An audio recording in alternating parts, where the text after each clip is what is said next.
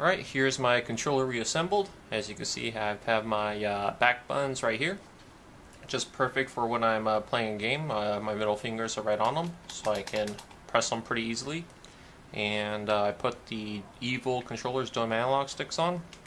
Now the next step to do is to make our trigger stops. So what we want to do is load up a game of whatever Call of Duty you want to play. I'll just load up some Modern Warfare 3, and you want to go into a private match and pull down on the trigger and see how far it takes in order to indicate when you fire or aim on whichever trigger you're depressing.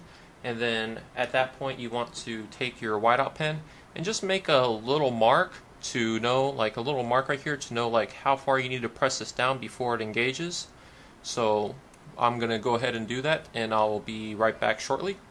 Alright, I just got out of a private match and I made my 2 marks. And one thing you want to be careful with a liquid pen correction thing like this is make sure you don't do too much, or else it's going to run down the trigger.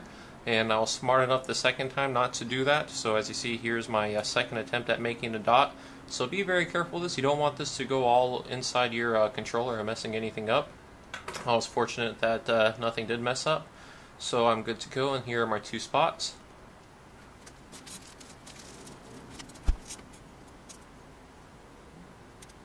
Alright, now that we have our spots that I indicated, so pretty much with my trigger, when I get to about this point, that's when it starts to aim.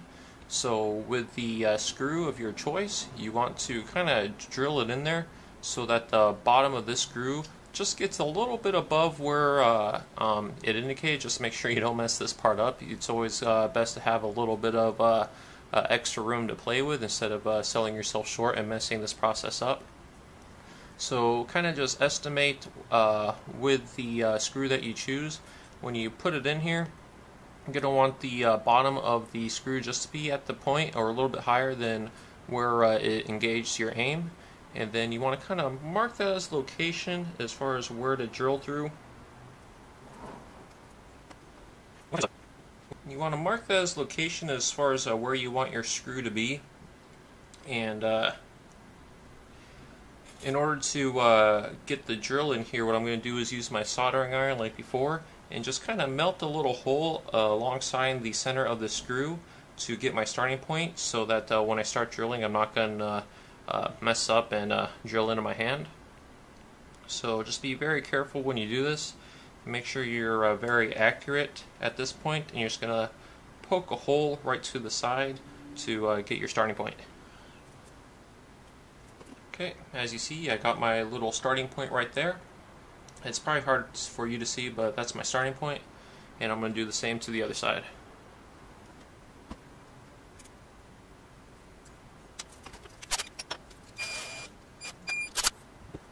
Alright, now when selecting a drill bit, make sure that the drill bit is smaller than the thread, like the diameter of the threads of your screw, but make sure it's larger than the kind of center portion of the screw. So just smaller than threads, but large enough hole where only threads will kind of penetrate and engage, or else you're going to split your trigger.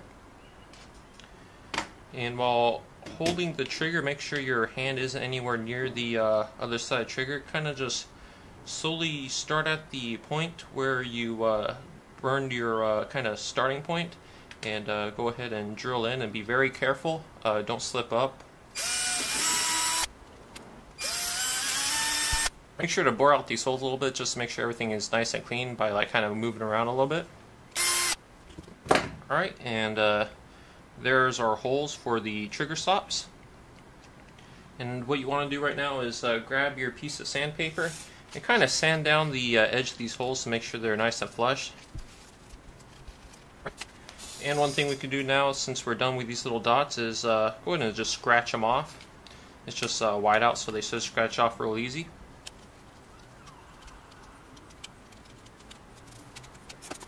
And now with a screwdriver, I'm going to screw the screws into the holes we just made to secure my trigger stops. And when you do this, you want to make sure that it's kind of going in straight. It's not going to be cocked or anything.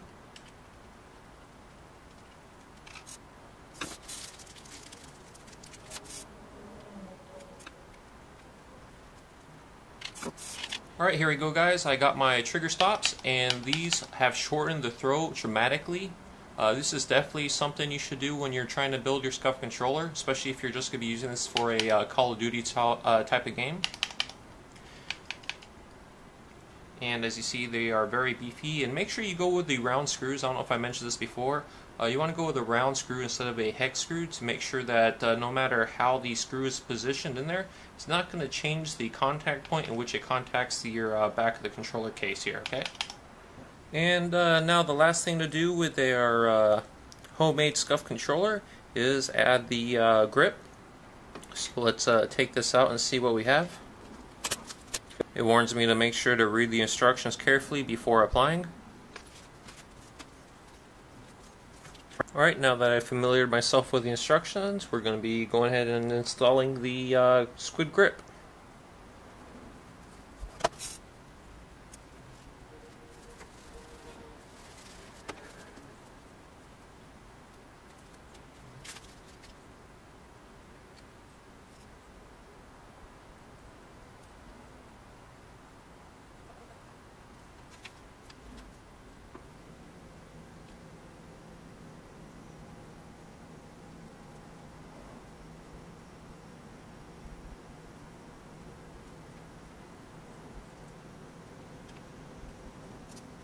And due to our back buttons here, we're going to have to make some incisions to make room for the back buttons.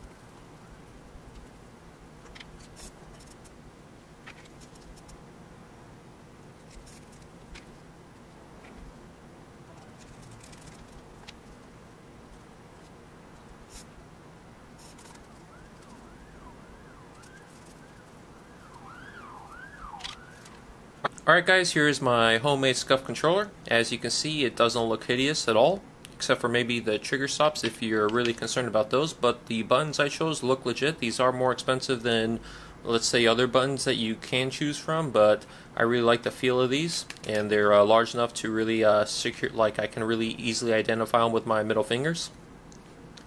And as you see, there's no hideous gaps anywhere. I think I did a really good job, especially for being my first time ever opening up and taking apart a controller. So I think good job on me. And now let's just do a side-by-side quick check-off list to make sure we hit every point. Now the Scuf controller made sure there is a no slow turn, where I made sure I didn't have a slow turn by boring out the holes. They have domed analog sticks. I have domed analog sticks. Their domed analog sticks are able to fit a Control Freak adapter. My domed analog sticks fit a Control Freak adapter. They have buttons on the back mapped to A and B, so you never have to take your thumb off the analog stick. I have buttons on the back mapped to A and B, so I don't have to take my thumb off the analog stick. They have trigger stops to reduce the throw of the trigger. I have trigger stops to reduce the throw of the trigger. They have Scuf grips. When your hands get sweaty, they won't slip or anything.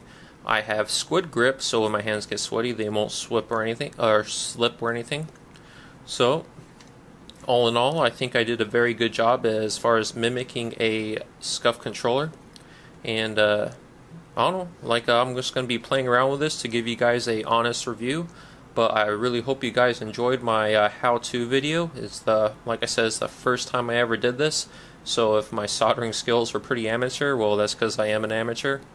And I have to say, when you are doing this, if you don't have all the tools required to do this, like let's say the drill and the soldering set, it is cheaper just to go to Scuf to have them send you a controller. But if you do have everything that I had available already to you, and the only things you're missing is maybe some wire, buttons, and screws, well, these things are very cheap. I would highly recommend it if you do have all the tools necessary to do this available to you. and I don't think you're going to be really limited as far as a person compared to a authentic Scuf controller.